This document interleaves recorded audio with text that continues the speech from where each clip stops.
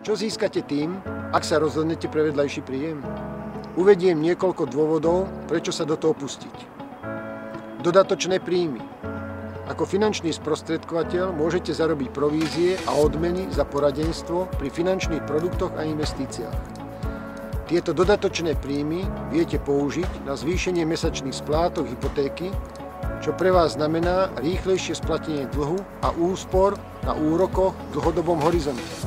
Finančné znalosti. Stať sa finančným sprostredkovateľom vám poskytne príležitosť naučiť sa viac o rôznych finančných produktoch, investičných stratégiách a spôsoboch, ako riadiť peniaze efektívnejšie. Tieto nové znalosti môžu byť pre vás cenné nielen pri spracovaní vlastných financií, ale aj pri pomoci iným ľuďom dosiahnuť ich finančné ciele.